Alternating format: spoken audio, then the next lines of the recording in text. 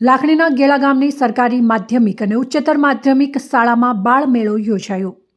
લાખણી તાલુકાના ગેળા ગામે આવેલ સરકારી માધ્યમિક અને ઉચ્ચતર માધ્યમિક શાળામાં વિદ્યાર્થીઓને શિક્ષણની સાથે સાથે તેમનો સર્વાંગી વિકાસ થાય તે માટે અવારનવાર ઇતર પ્રવૃત્તિઓનું પણ આયોજન કરવામાં આવે છે।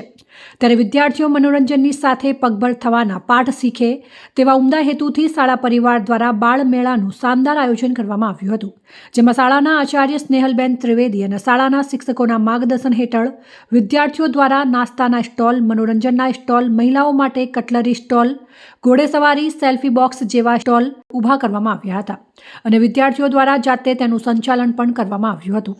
શાળા પરિવારના આયોજનને વાલીઓ અને ગ્રામ્યજનોએ બિરદાવ્યું હતું। ચૌધરી યશવીબેન ધુડાભાઈ, ધોરણ 10।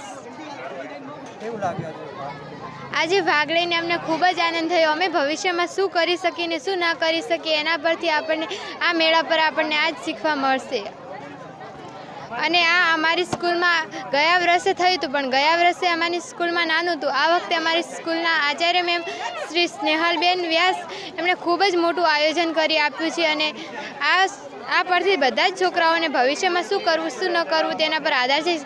ધારો કે શિક્ષણ જ નહીં, આપણે શિક્ષણમાં જ નહીં ભણવાની આગળ વધી એ ના થઈ શકે તો આપણે કંઈ પણ કાર્ય કરીને આપણે આગળ વધી શકીએ છીએ ભવિષ્યમાં।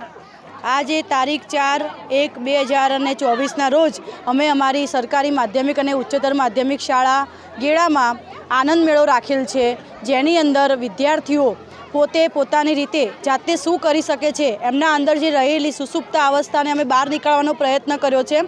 બધા જ વિદ્યાર્થીઓએ 20 થી 25 સ્ટોલ છે અમારા ત્યાં, એ વિદ્યાર્થીઓ જાતે એમના ઘરેથી બનાવીને આવ્યા છે અથવા તો અમુક વસ્તુ એમને અહીંયા લાઈવ બનાવી છે અને એ બાળકો માટે એમને બનાવીને આવ્યા છે જાતે। અને અમે અમારી આજુબાજુની ગેળાની પ્રાઇમરી સ્કૂલો, ગોળિયાની સ્કૂલો, બધી સ્કૂલોને અહીંયા મેળામાં બોલાવ્યા છે અને એ વિદ્યાર્થીઓ મેળામાં જે વેપાર કરશે અને એ વેપારમાંથી કેટલું કમાવે છે એટલે એમને એ ખ્યાલ આવે કે ભાઈ અમે શું કરી શકીએ છીએ અને એના કારણે અમે આ મેળો રાખેલો છે આજ રોજ અમારી હાઈસ્કૂલની અંદર।